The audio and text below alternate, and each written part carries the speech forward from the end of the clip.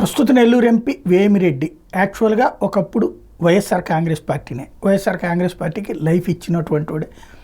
నెల్లూరు జిల్లాలో వరుసగా 2 సార్లు 2014లో రాష్ట్రమంతా ఓడినటువంటి అంటే 67 సీట్లకు పరిమితమైన రోజున నెల్లూరు జిల్లా వైఎస్ఆర్ కాంగ్రెస్ పార్టీకి లైఫ్ ఇచ్చింది 80% రిజల్ట్తో ఆ రోజున.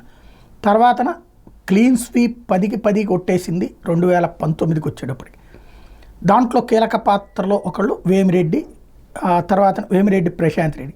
ఆ ప్రశాంత్ రెడ్డి గారికి టీటీడీ బోర్డు మెంబర్ ఇచ్చి ఆయన ఎంపీగా రాజ్యసభ ఇచ్చి అలా కంటిన్యూ అయింది. అయితే ఎప్పుడైతే మొన్నటిసారి లోక్సభకి ఆయన వేమిరెడ్డిని పెట్టి అదే సందర్భంలో ప్రశాంత్ రెడ్డి గారి టికెట్ అన్నప్పుడు ఇవ్వను అన్నప్పుడు, అసెంబ్లీ టికెట్ ఇవ్వను అన్నప్పుడు దాంతో జగన్ పక్కన పెట్టడం, అక్కడి నుంచి ప్రారంభమైనటువంటి అంశం ఆ వివాదం పతాక స్థాయికి చేరి ఫైనల్గా జగన్ మీద తీవ్ర ఆగ్రహంతో జగన్కి తన సత్తా ఏంటో చూపెట్టడం కోసం అని చెప్పేసి పార్టీ మారి అటు ఎంపీ ఎమ్మెల్యే 2 గెలిచి భార్యాభర్తలు ఇద్దరు ఇప్పుడు చేస్తున్నారు. అయితే ఇప్పుడు అంతకుముందు జగన్ హయాంలో అక్కడ ఉన్నటువంటి గనులు వేమిరెడ్డి తిన్నారంటే ఇప్పుడు అదే గనులు వేమిరెడ్డి తెలుగుదేశం హయాంలో తింటున్నారన్నట్టు కోణాన్ని సాక్షి హైలైట్ చేస్తూ రకంగా చెప్పాలంటే వేమిరెడ్డి లాంటి హై పర్సనాలిటీని టార్గెట్ చేయాలని సాక్షి జగన్ నోటీస్కి పెట్టకుండా చేయిస్తుంది అనుకోవడం కష్టం. జిల్లాలో మైనింగ్ దందాన్ని చేకూర్చుకున్నటువంటి వేమిరెడ్డి అనుచరులు అధికారికంగా అన్ని అనుమతులు ఉన్న గనుల యజమానుల మీద బెదిరింపులకు పాల్పడుతున్నారు.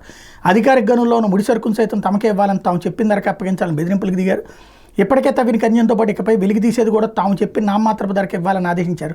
ఈ క్రమంలో గనుల యజమానులను హైదరాబాద్ తన కార్యాలయానికి పిలిపించుకుని ఎంపీ తీవ్రస్థాయిలో హెచ్చరించినట్టు సమాచారం. ముడిసరుకు ఇవ్వకుంటే గనుల నుంచి మీ లారీలు వెళ్లలేవని, పలు రకాల కేసులు నమోదు చేయించి లీజులు రద్దు చేస్తామంటూ తమను బెదిరించినట్టు గని యజమాని వాపోయాడు. తమ మైన్లకు అన్ని అనుమతులు ఉన్నాయని గత 50 ఏళ్లుగా డెడ్ రెంట్ సైతం చెల్లిస్తున్నామని చెప్పుకొచ్చారు. ఎంపీ వేమిరెడ్డి తన అనుచరుడైన రూప్ కుమార్ని ముందు పెట్టి, అంటే ఇతనే అనుకుంటా మన జ్యోతి కూడా రాసుకొచ్చింది, ఎవరు ఇతనున్నాడు కదా అనిల్ కుమార్ యాదవ్ వాళ్ళ బాబాయ్, ముందు పెట్టి వ్యవహారం నడిపిస్తున్నారు. సైదాపురం సమీపంలోని శ్రీనివాస పద్మావతి త్యాగనం సమీపంలో ఉన్న సిద్ధి వినాయక తుమ్మల తలువురులో ఉన్నటువంటి జయలక్ష్మి కనకదుర్గ కలిచేడు సమీపంలో ఉన్న రాఘవేంద్ర గనులు ఆయన ఆధీనంలోనే 6 నెలలుగా అందరి మైళ్ళు నిలిపేసి కేవలం ఎంపీ అనుచరుడికి చెందిన 4 గనులకు అనుమతులు ఇవ్వడం వెనకాల మొదలు ఏమిటనేది తెలిసిపోతుంది. నెల్లూరు జిల్లా మైనింగ్ శాఖ డిప్యూటీ డైరెక్టర్గా తిరుపతి జిల్లా డీడీ బాలాజీ నాయక్ని అదనపు బాధ్యతలు అప్పగించేలా ఎంపీ చక్రం తిప్పినట్టు తెలుస్తుంది. గతంలో ఇక్కడ పనిచేసిన చంద్రశేఖర్ని కలెక్టర్ ద్వారా 20 రోజుల క్రితం ప్రభుత్వానికి సరెండర్ చేశారు. అయితే దీన్ని న్యాయస్థానం తప్పడంతో మళ్లీ పోస్టింగ్ ఇచ్చినట్టు ఇచ్చి విజయవాడకు బదిలీ చేశారు. ఆ తర్వాత ఆ పోస్టులో తమ అనుకూల అధికారి నియమించేలా బుధవారం ఉత్తర్వులు జారీ చేశారు. కూటమి ప్రభుత్వం రాగానే సైదాపురం గనుల మీద ముఖ్యనేత కన్నుపడడంతో, అంటే వేమిరెడ్డి కన్నుపడడంతో వెంటనే అనుమతులు నిలిపేశారు. అంటే ముఖ్యనేత అంటే మేబీ లొకేషన్ అనుకుంటే వీళ్ళు టచ్ చేసింది. అన్ని అనుమతులతో 100 ఏళ్ల లీజు మీద తీసుకున్న గనులను సైతం మూసివేయించారు. ఇక్కడ లభ్యమయ్యే మైకా క్వాడ్, తెల్లరాయి క్వాడ్ మీద నివేదికలు తెప్పించుకున్నారు.